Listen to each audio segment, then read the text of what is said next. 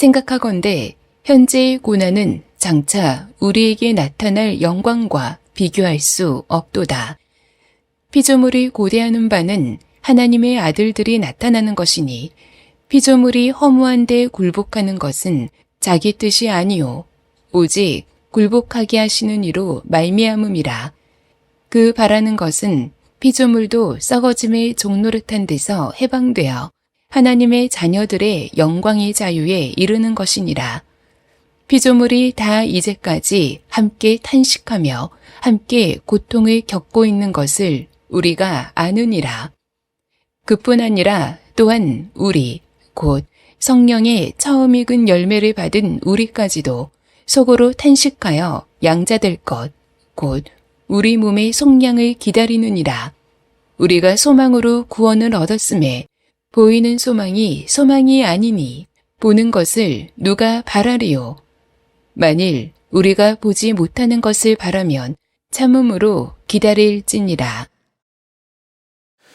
첫 열매의 약속, 탄식 속의 감사라는 제목의 말씀을 나누겠습니다. 지난 상반기 동안 하나님께서 여러분들의 삶 속에 베풀어 주신 은혜와 손길을 여러분들은 기억하고 계십니까? 한번 적어보시면 좋겠습니다. 저도 맥주 감사 헌금을 이렇게 적으며 적으니까 더 그 선명하게 하나님 행하신 일들이 보이고 더 감사하게 되는 것을 경험하게 되었습니다. 여러분들이 꼭 오늘 갇히기 전에 또 오늘 하루 지나기 전에 한번 감사의 목록을 적어보시면 좋겠습니다. 저는 우리 선화목자교회 지난 상반기를 돌아보면 감사할 일이 굉장히 많이 있습니다. 먼저는 지난 상반기 동안 우리 새가족 한 700여 명이 등록을 하셨어요. 많은 분들이 오셔서 우리 교회에서 양육을 받으시고 세례를 받으시고 또 그렇게 훈련을 받으시는 모습에 정말 하나님께서 귀한 은혜를 주셨구나라고 감사하게 되고요. 또한 한 6,300여 명의 전도자들이 매일같이 새벽마다 또 낮에 오후에 곳곳마다 전도를 나가셔서 한 230여 명 되는 하나님의 러브레터 포함해서 한 230여 명 되는 분들이 예수님을 믿고 영접하게 되어지는 구원의 열매를 하나님께서 허락해 주셨습니다. 또한 지난 제42기 예수님의 사람 제자 훈련에 227명의 수료생들이 나왔는데 예수님의 사람으로 세워지는 은혜가 또한 있었습니다. 이로 셀 수 없는 많은 열매들이 있었어요. 근데 저희 교회만이 아니라 미국의 우리 필라델피아 선한목자교회를 섬기는 우리 박지윤 목사님께서 유어로 소식지를 보내시면서 감사한 내용들을 많이 보내주셨는데 거기에도 이제 새가족 첫 수료식이 있었다라고 하면서 귀한 그 열매 소식을 전해주셨고 지난 봄에 가지와 호박 심으셨다고 합니다. 그래서 사진을 보내오셨습니다. 한번 이겁니다. 첫 열매를 거두셨습니다. 여러분들도 지난 상반기 동안 있었던 일들을 하나님께 감사를 올려드리면서 이렇게 목록을 적다 보면 감사한 일도 있는데 그렇지 못한 일도 있었을 겁니다. 제가 지난주에 저 소식을 들으면서 동시에 들은 소식이 하나 있어요. 저 인도 북부에서 참 신실하게 선교하시던 한 선교사님이 순직하셨다는 이야기를 들었습니다. 아내와 자녀 셋을 둔 40세 젊은 선교사님께서 정말 그 홍수가 났기 때문에 고아원 아이들과 정말 수재민들을 섬기기 위하여 많은 일들을 감당하시다가 좀 과로하신 것 같아요. 몸이 좋지 않았는데 병원에 가신 지 3일 만에 폐혈증에 걸리고 결국 주님의 부르심을 받으셨습니다. 그런 안타까운 소식, 탄식의 소식들을 동시에 듣게 된 거예요. 여러분, 아마 지난 상반기에 여러분들의 감사의 목록도 있었겠지만 안타까움과 염려와 근심과 탄식의 또한 리스트도 있었을 것이라 생각합니다. 여러분, 이것이 우리가 살아가는 삶의 사실은 현실입니다. 항상 기뻐할 만한 일, 감사할 만한 일만 있으면 얼마나 좋겠습니까? 그런데 우리의 삶은 그렇게 녹록지는 않지요. 왜 그럴까요? 오늘 성경 말씀에 로마서 8장에 보면 왜 우리가 그런 일을 겪는지, 왜 우리 삶에 아픈 일들이 자꾸 벌어지는지를 분명히 얘기를 하고 있습니다.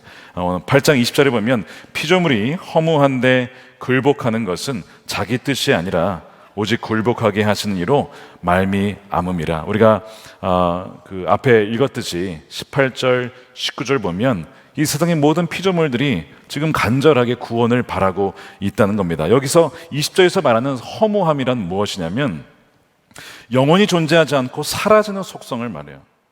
사라지는 속성, 부패하고 썩고 낡아지며 그런 속성을 말합니다.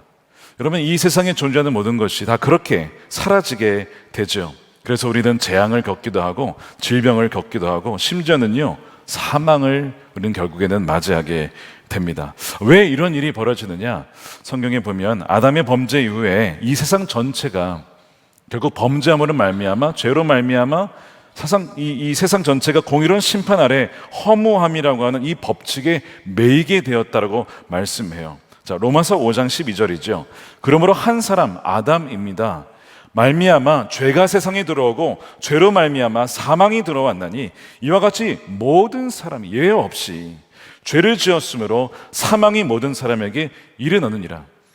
여러분, 사람은요, 한 번 살면 그 뒤에 심판이 있습니다. 그리고 모든 사람은 죽기 마련이에요.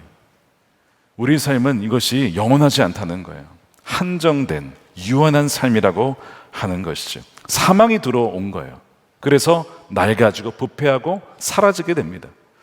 과학의 엔트로피 법칙이라고 있습니다. 모든 우주 만물이 시간이 가면 갈수록 질서가 잡히는 게 아니라 무질서해지고 소멸해진다라고 하는 과학 법칙이죠. 그래서 여기에 강단 장식에 있는 꽃도 이 며칠만 지나면 다 시들고 버려야 됩니다.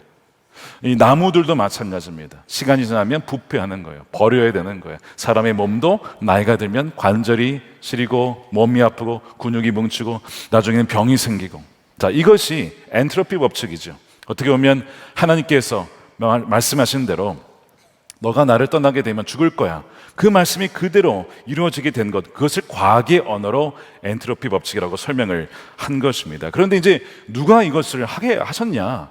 20절에 보니까요, 이렇게 되어 있습니다. 오직 굴복하게 하시는 이로 말미암아 그렇게 됐다는 거예요. 피조물이 누가 그렇게 되고 싶겠습니까? 어느 누구도 죽고 싶은 사람이 없어요. 그런데 그렇게 하시는 이가 있다는 거예요. 이게 누굴까요? 많은 사람들이 이 구절을 읽고 이 사탄이 아니겠느냐 생각을 합니다. 근데 여러분, 사탄이 아니라 이 구절은요, 하나님을 말합니다. 하나님이 그렇게 하셨다는 거예요. 물론 여러분 오해하지 마십시오. 하나님과 악은 상관이 없어요. 이 세상의 밭에 뿌려진 알곡만이 아니라, 거두어진 것이 알곡만이 아니라 가라지와 잡초가 자랄 때 종들이 물었어요. 이거 누가 한 겁니까? 주인이요, 당신이 한 겁니까? 주인이 대답하기를, 예수님께서 뭐라고 하십니까? 내가 한 게 아니라 원수가 그리했다. 자, 원수로 말미암아 세상이 깨어지고 부패했다는 것이죠. 그럼에도 불구하고 이런 이 세상이 지금 망가진 것을 가만 따지고 보면 그 시작이 아담이 하나님의 말씀을 어기고 먹지 말라고 하는 선악을 알게 하는 열매를 먹음으로 말미암아 하나님이 경고하신 말씀이 있었어요. 너가 이걸 먹게 되면 반드시 죽는다 라고 하는 그 말씀이 그대로 이루어진 것이 지금 우리의 삶이라고 하는 거예요. 그래서 그 아담의 후손인 우리가 영원히 사는 몸이 아니라 죽는 유한하고 허무한 데 굴복하는 그런 우리의 삶을 갖게 되었다고 하는 것. 그러니까 지금 이 모든 고통은 하나님을 떠난 결과라고 하는 것을 성경은 말하고 있는 거예요. 그것을 굴복하게 하시는 이로 인하여 된 것이다 라고 말씀합니다. 자, 그런데 질문은 무엇이냐면, 예수님을 안 믿을 때 그러는 거야. 다 이해가 가요. 예수님을 안 믿으면 어떻게 됩니까? 여러분, 지옥에 가는 거예요. 죽는 겁니다. 한 번 죽을 뿐만 아니라 두 번째 사망이 있다라고 했죠. 영혼의 죽음이 있어요. 지옥에 가게 되는 것입니다. 자, 그런데 예수님을 믿으면, 자, 모든 이런 고난과 이런 부패와 이런 고난에서 건짐을 받아야 되지 않겠습니까? 자, 그래서 많은 사람들이 그런 질문을 하는 거예요. 우리에게는 그런 고난이 없어야 하지 않겠습니까? 그런데 오늘 23절에 보면 예외가 아니라고 하는 겁니다. 자, 22절에 피조물이 다 이제까지 함께 탄식하며 함께 고통을 겪고 있는 것을 우리가 아느니라. 23절에 그뿐 아니라 또한 우리 곧 성령의 처음 익은 열매를 받은 우리까지도 속으로 탄식하며 신음하며 고통을 당하는 상태에 있기 때문에 양자 될 것, 하나님의 자녀가 될 것, 그리하여 몸의 속량, 이제는 아프지 않고 썩지 아니하는 몸의 부활이 올 때까지, 그날이 오기를 우리가 기다린다는 거예요. 예수님께서 부활의 첫 열매가 되셨는데 완전한 추수가 되어서 우리도 부활을 입을 때까지 우리가 그날을 기다린다고 하는 것이 오늘 이 23절의 말씀입니다. 그래서 하나님의 특별한 은혜를 받은 우리도 이 땅을 살다 보면 병이나 질병이나 사고나 재앙에서 완전히 제외가 되는 것은 아니라는 거예요. 왜냐하면 이 세상은 깨어진 세상에 우리가 살기 때문입니다. 물론 하나님께서 우리를 지키시고 보호하시고 인도해 주십니다. 우리가 오늘 찬양 고백한 것처럼 하나님 나의 하나님이시고 우리의 하나님이시고 신실하게 인도해 주십니다. 그래서 지난 6개월 상반기를 돌아보면 하나님께서 보호해 주셨기 때문에 우리가 이렇게 살아남은 것이죠. 아멘이십니까? 하나님의 은혜가 있었기 때문에 우리가 살아남은 거예요. 예수님께서 사역을 하실 때에도 말씀만 전하신 게 아니었습니다. 병든 자를 고치셨어요. 귀신 들린 자를 고치셨어요. 떠나보게 하시며 또한 굶주린 자를 먹이시고 심지어 죽은 자도 살리셨습니다.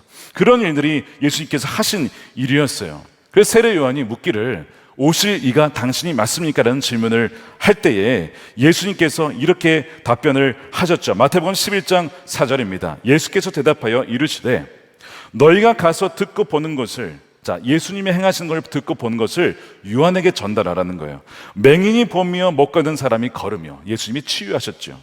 나병 환자가 깨끗함을 받고 못 듣는 자가 들으며 죽은 자가 살아나며, 아멘입니까? 이런 일들이 일어난다는 거예요. 가난한 자에게 복음이 전파된다 하라 라고 말씀을 하시죠. 그리고 6절에는 누구든지 나로 말미암아 실족하지 아니하는 자는 복이 있다. 지난 상반기에도 보면요, 우리 교회에 치유의 은혜를 받은 사람들이 굉장히 많습니다. 그래서 저희가 치유 집회할 때 간증자로 세우지 않습니까? 하나님께서 어떤 치유를 행하셨는지, 정말 그 놀라운 은혜들이 곳곳마다 일어나고 있고요. 정말 우리 가정 가운데 일어나고 있다는 거예요. 그래서 주님께서는 지금도 믿는 이들에게, 기도하는 이들에게 치유의 은총을 베풀어 주십니다. 그래서 예수님은 그렇게 치유하고 고쳐 주셨어요.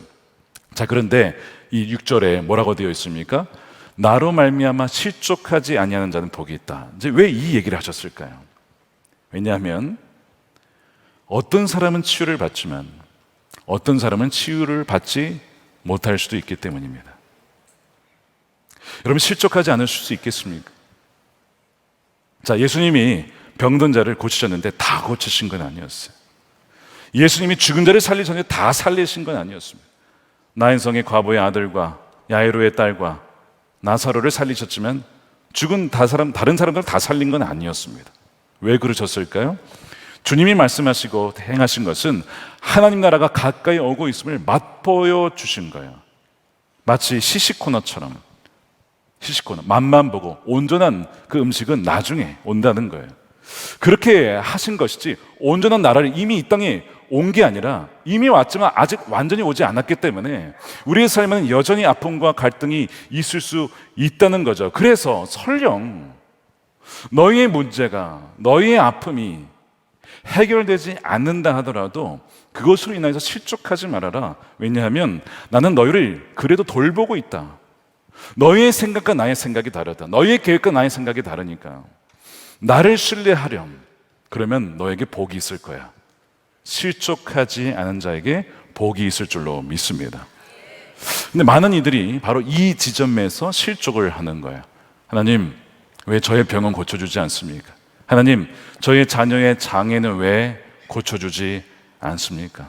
하나님, 저 사람의 기도는 들어주셨는데 왜 저의 기도는 들어주지 않으시죠? 저를 사랑하지 않으시나요? 제가 기도가 부족해서인가요? 저의 믿음이 약해서인가요? 나는 그런 질문을 하면서 실족하는 이들이 많이 있는 거예요. 근데 여러분, 응답되지 않은 기도도 응답일 수 있다는 그 믿음, 여러분, 그것이 굉장히 귀한 믿음입니다. 그 고난과 역경을 지나가면서만 얻을 수 있는 열매가 있기 때문에 우리의 생각엔 전혀 생각할 수 없는 방법을 통하여 우리를 예수님을 닮아가게 하고 예수님의 형상을 닮아가게 하는 하나님의 계획이 있을 수 있음을 우리는 거기까지 신뢰할 수 있는 믿음이 있어야 된다는 것입니다. 이 믿음이 부어지게 되기를 축복합니다. 자, 그래서 오늘 말씀에 보면 23절에 희망의 빛을 던져줘요. 자, 아까 말씀에 우리도 역시 성령의 처음 익은 열매를 받은 우리도 속으로 탄식하며 고통을 당한다라고 말씀을 하고 있는데, 안 믿는 사람과 우리나 고통을 당하며 탄식하는 점에서는 큰 차이가 없을 수 있어요. 근데 차이가 하나 있습니다. 안 믿는 사람은 그렇게 고통을 당하다가 죽습니다. 그리고 둘째 사망을 맞이해요. 정말 비극이죠. 그런데 우리는 이 땅에서 치유를 받을 수도 있고 받을지 않을 수도 있습니다. 그런데 분명한 것은 무엇이냐면 우리 안에 누가 계시냐면 성령이 와 계시다고 하는 거예요. 이것이 큰 차이입니다. 성령을 뭐라고 표현했냐면 천 익은 열매, 천 열매라고 표현을 했어요. 여러분, 천 열매가 있다는 것은 그 다음에 어떤 열매가 있다는 거예요? 완전한 추수가 있다는 겁니다. 성령이 바로 우리에게 주신 하나님의 첫 열매라고 하는 거예요. 그래서 첫 열매를 가진 자는 어떤 마음이 있냐면, 예전에 이스라엘 백성들이 이제 가나안 땅에 가서 농사를 짓고 첫 열매를 가지고 하나님께 나와 감사를 드립니다. 하나님이 명하셨거든요.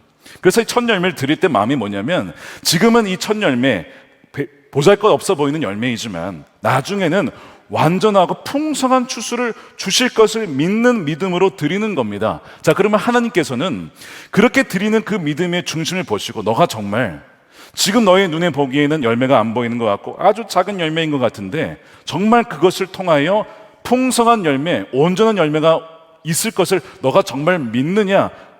너에게 그런 믿음이 있구나. 그러면 너의 그 믿음대로 내가 행할 거야. 자, 그래서 첫 열매를 드리라고 하나님께서 말씀하신 것이죠. 왜요? 거기에는 첫 열매에 대한 약속이 딸려 있기 때문입니다. 첫 열매에 대한 완전한 열매가 있다는 것이 약속되어 있기 때문에 바로 이 첫 열매를 받은 성령은 보통 사람들과, 안 믿는 사람들과 다르다는 것이죠. 성령께서 우리 안에 계시다는 것을 바울이 첫 열매 개념을 가지고 설명을 하는 거예요. 우리 안에 계신 성령님은 장차 우리에게 주어질 완전한 구원이 있다는 것을 보증해 주는 겁니다. 완전한 구원은 뭘 말하는 걸까요? 더 이상 아픔도 없고 질병도 없고 슬픔도 없고 눈물도 없는 그 나라와, 또한 썩지 아니하고 죽지 아니하는 예수님이 그 부활의 몸, 그 몸을 우리도 입을 것임을 보증해주고 확증해주는 것이 무엇이냐면 바로 성령이라고 하는 것입니다. 여러분들 안에 성령이 계십니까? 여러분, 성령은 바로 보증, guarantee라고 하는 거예요. 여러분, 이제 보증금 개념을 아실 거예요. 어떤 집을 살 때 아파트가 당첨이 됐습니다. 청약이 됐습니다. 그럼 보증금을 넣어요. 그러면 내게 되는 거예요. 자, 이미 이제 내 집이 된 거예요. 그런데 아직 그 집에 들어가려면 3년이 걸려요. 예를 들면.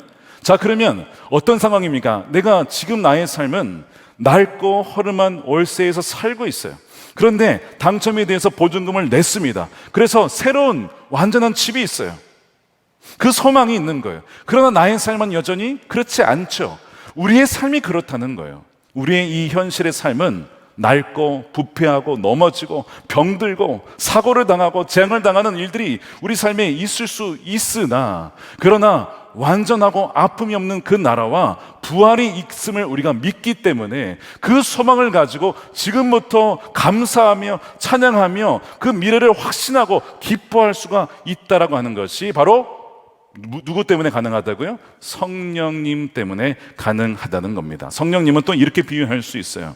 정동진에 가보시면 이제 해가 뜰 때 바다에서 해가 탁 그러면 빛이 쫙 비춥니다. 여전히 어둠이 훨씬 더 많지만, 그러나 그 한 줄기 빛으로 인하여서 우리가 아는 것은 뭐냐면 곧 낮이 된다. 어둠은 물러나게 되어지고 추위는 물러나게 되어지고 이 빛이 전체를 장악하여서 이제는 나에게 온기와 빛을 비춰줄 거야. 우리가 그것을 보게 되는 거예요. 마치 성령님은 그렇다는 겁니다. 내 안에 계신 주님이신 성령님이 계시다는 것은 비록 내 삶에 깨어짐과 질병과 고통이 있을지라도 더 이상 그 고통이 없는 그 나라와 완전한 부활이 있음을 가르쳐주고 깨우쳐주고 우리로 하여금 소망케 하는 바로 그분이 성령의 역사라고 하는 것이죠. 자, 그러니까 중요한 게 뭐냐면 여러분들 안에 성령님이 계신지 안 계신지를 점검해 보셔야 된다는 겁니다. 여러분들이 일대 양육을 받으시고 제자 훈련을 받으셨으면 내 안에 계신 예수 그리스도 단원을 공부하셨을 겁니다. 7가지를 체크를 하게 되어 있어요. 하나하나 점검해 보면 그 모든 것이 다 성령이 내 안에 계신 증거죠. 그렇죠? 자, 그래서 여러분 그것을 통해서 점검해 보셔야 되고, 또 한 가지는 오늘 말씀에 나와 있는 것처럼 갈라디아서 5장 22절, 성령의 9가지 열매가 내게 맺히고 있느냐, 그걸 통해서 우리는 성령이 내 안에 계신 것을 알 수가 있다는 거예요. 예수님께서 그 나무의 열매를 보고 그 나무가 뭔지를 알 수 있다. 사과나무, 열매를 보고 아는 것이죠. 열매를 보면 그 사람 안에 성령이 계신 줄을 알 수 있다는 겁니다. 자, 갈라디아서 5장 22절을 함께 다시 우리 큰 목소리로 읽겠습니다. 시작. 오직 성령의 열매는 사랑과 희락과 화평과 오래 참음과 자비와 양선과 충성과 온유와 절제니 이 같은 것을 금지할 법이 없느니라. 자, 이 구절을 잘 띄워주시기 바랍니다. 우리는 이 열매를 좋아하고 맺혀지기를 원합니다. 자, 그런데 현실은 무엇이냐? 이 열매가 맺혀지기 위해서는 이 열매가 반대 상황이 주어져야만 맺힙니다. 사랑할 수 없는 사람을 통하여 사랑의 열매가 맺혀지는 거예요. 희락, 기뻐할 수 없는 슬픔의 상황 속에서 성령으로 인하여 맺혀지는 것이 희락입니다. 화평, 절대로 평안할 수 없는 염려와 근심의 상황 속에서, 질병과 고통 속에서 성령으로 말미암아 주어진 평안, 그 상황 때문에 주어지는 것이죠. 오래 참을 수 없는 그 상황 속에서 인내가 맺혀지는 거고요. 무자비하게 악을 악으로 갚고 싶은 상황 속에서 성령으로 인하여서 자비를 베풀게 되는 것이고요. 양선도 선한 일을 행하는 것 마찬가지입니다. 악한 일을 하고 싶은 일 속에서 양선을 맺혀지고, 충성, 언제든지 저버리고 싶고 배반하고 싶고 주님을 버리고 싶고 떠나가고 싶은 그 상황 속에서 끝까지 신실하도록 이끌어주신 분이 바로 파라클레토스라고 하는 성령의 역사고, 그 열매가 바로 충성인 거예요. 온유도 마찬가지죠. 분노하고 싶고 다 뒤집고 싶은 상황 속에서 하나님이 나와 함께 하심으로 온유하게 하고 또한 절제하게 하여서 맺게 하는 것이 이 9가지 열매입니다. 지난 6개월을 돌아보시면 이 9가지 상황 속에 분명히 적어도 한 가지, 아마 한 가지 아닐 겁니다. 2가지, 3가지 이상의 상황을 여러분 겪으셨을 거예요. 왜 하나님 이런 상황을 주셨을까요? 여러분들 하여금 그 안에 계신 성령으로 말미암아 성령의 열매를 맺게 하시려고. 그래서 주님이 뭐라고 하신 거예요? 실족하지 아니하는 자는 복이 있다. 주님, 저에게 왜 이렇게 분노할 상황, 염려할 상황, 참을 수 없는 상황을 주십니까? 왜 주시는 것일까요? 성령의 열매를 맺게 함으로 너가 너희 안에, 내가 너희 안에 있고 성령이 너희 안에 있고 너가 확실히 보증을 받은 사람임을 확신할 수 있도록 하기 위하여 그 상황을 주셨다는 것입니다. 그러니까 우리가 그것을 알게 되면 어떻게 할 수 있어요? 주님, 감사합니다. 주님, 제가 무엇인데 그런 열매를 맺게 하시려고 그 상황을 통해 성령의 열매를 이렇게 마음껏 맺게 하십니까? 우리는 그렇게 하나님께 찬양을 드릴 수가 있고, 그렇게 찬양할 때 하나님은요 너무나 기뻐하시죠. 너에게 이런 믿음이 있구나, 내가 이스라엘에 이만한 믿음을 본 자가 없다라고 주님께서는 반드시 놀라시면서 여러분들의 믿음을 인하여서 그 고백을 통하여서 아마 깜짝 놀라며 기뻐하실 것입니다. 자, 그래서 오늘 말씀에 이 9가지 열매 중에 특별히 집중하고 있는 열매가 무엇이냐면 바로 인내입니다. 로마서 8장 24절에 우리가 소망으로 구원을 얻었음에 보이는 소망이 소망이 아니니. 자, 이것도 소망도 보이면 뭐 보는데 뭐 소망이 있어요? 보면 보는 것이죠.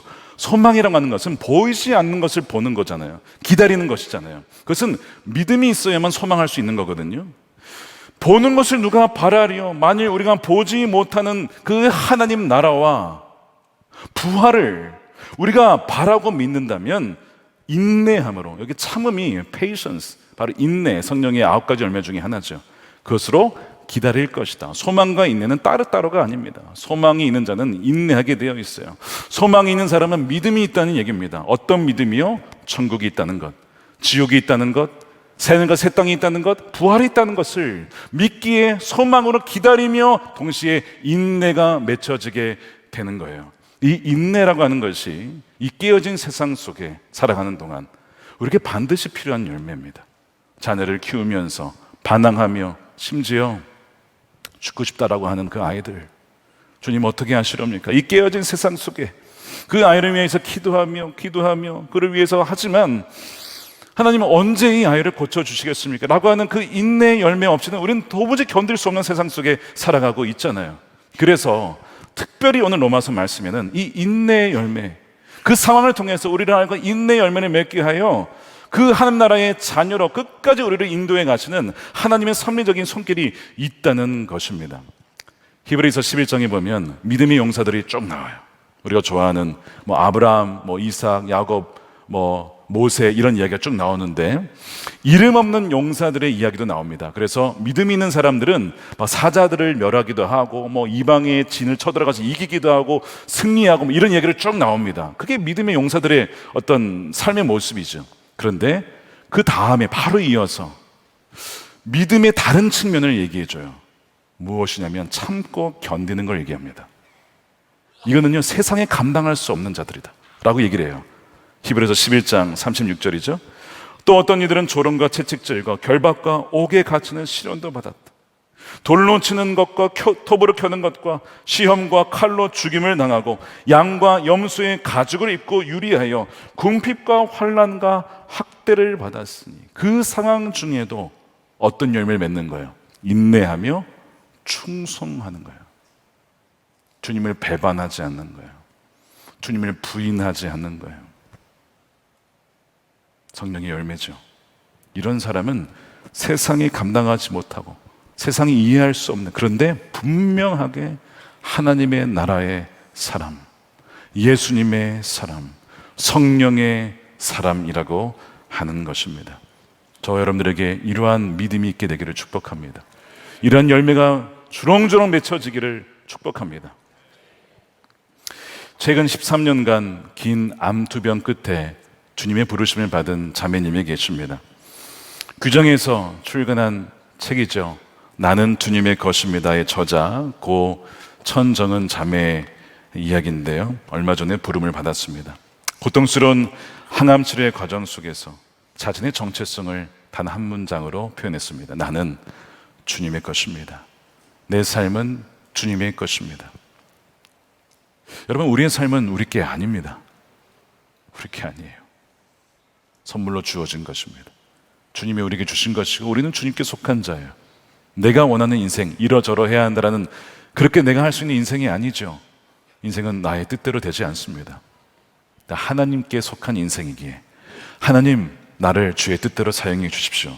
그는 늘 그렇게 고백을 한 거예요. 그래서 그 13년의 참 투병 생활 속에 대부분의 사람들은 원망과 불평을 했을 텐데 그녀의 늘 입술에서 나오는 것은 주님 감사합니다 였습니다. 감사합니다. 그럼 어떻게 그 상황 속에서 감사가 나올 수 있습니까? 말이 안 되는 것이죠. 딱 한 가지 설명할 수 있는 근거가 바로 오늘 말씀에 있어요. 그녀 안에 계신 첫 열매인 성령께서 썩지 아니하고 죽지 아니할 부활의 몸이 있다는 것과 하나님 나라가 있다라고 하는 것을 성령이 소망케 하였으므로, 그것이 있기 때문에 비록 내 몸은 지금 점점 죽어가고 또한 썩어가고 부패해 가지만, 그러나 나는 그 성령으로 인하여서 온전한 그날을 맞이할 그날을 사모하기에 주님 감사합니다. 나를 구원해 주시고 완전히 구원해 주실 것을 믿기에 감사합니다. 그녀가 그렇게 고백을 할 수 있었던 거예요. 그래서 안병동에서 수많은 사람들을 전도했어요.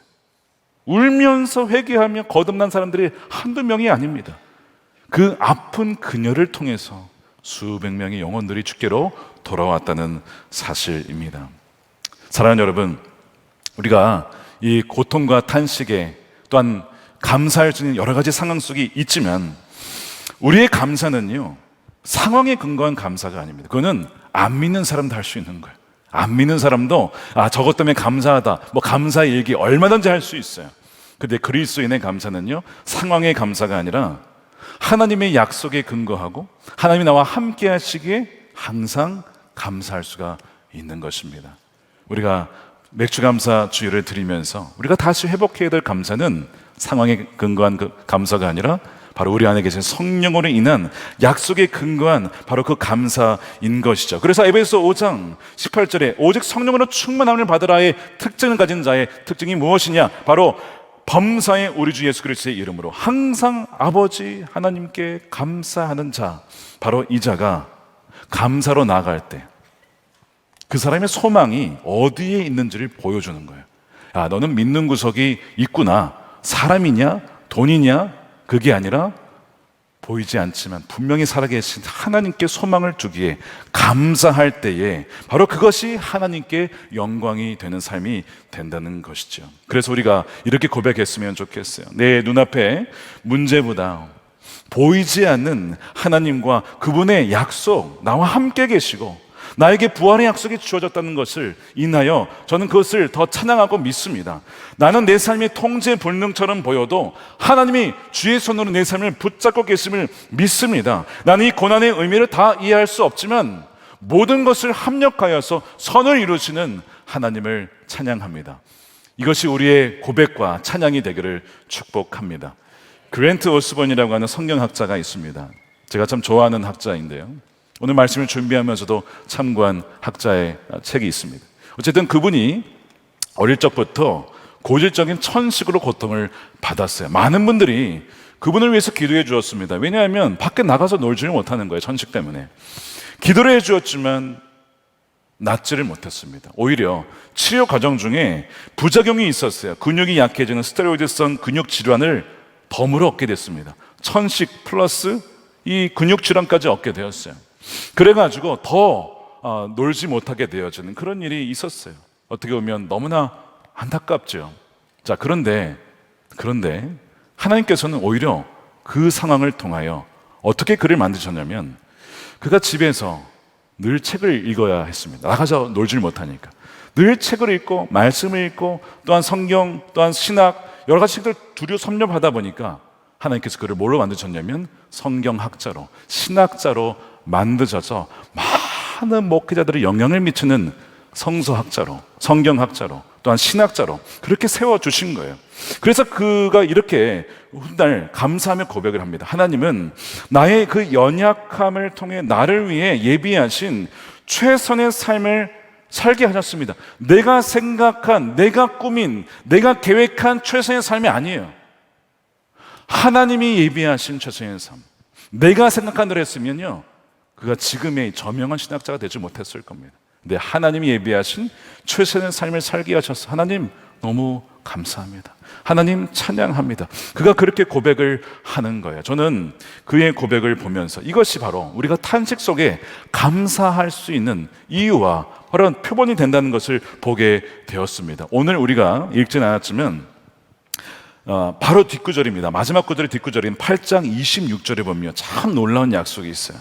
뭐냐면 우리가 이제 하나님께 기도를 드리잖아요. 그렇죠? 근데 여러분 그거 아십니까? 성령님께서 여러분을 위해서 기도하신다는 거 아십니까? 모르는 분들이 굉장히 많습니다. 성령님께서 여러분을 위하여 말할 수 없는 탄식으로 기도한다는 거예요. 자, 그것이 26절이에요. 이와 같이 성령도 우리의 연약함을 도우신다는 거예요. 우리의 연약함을 알아요. 연약함을 도우시나니 우리는 마땅히 기도할 바를, 우리는 이렇게 돼야 한다고 기도를 하죠. 성령은 뭐라고 하시냐면 그게 아니야. 마땅히 기도할 바를 알지 못하게 성령께서는 말할 수 없는 탄식으로 우리를 위하여 친히 간구하시느니라. 우리를 위해서 가장 선한 길이 무엇인지를 아시는 성령께서 우리를 위해서 간구하신다는 놀라운 약속이 있는 것입니다. 사랑하는 여러분, 주님께서 여러분과 함께 하시고 성령께서 여러분을 위하여 간구하신다는 것을 믿으시길 축복합니다. 자, 그러면 어떤 상황 중에도 우리는 염려하지 않고 하나님께 감사하며 찬양하며 더 성령을 의지할 수가 있는 것입니다. 사랑하는 여러분, 오늘 우리가 우리 맥주감사 주일을 맞이하면서 첫 열매를 주님께 구별해 올려드릴 때 우리가 감사의 제목을 올려드리면서 동시에 탄식 속에서도, 그러나 그 탄식 속에서도 성령으로 말미암아 나로 하여금 맺게 하실 열매를 우리가 믿고 미리 감사하며 풍성한 추수를 기대하며 그렇게 감사로 고백하는 저와 여러분이 되었으면 좋겠습니다.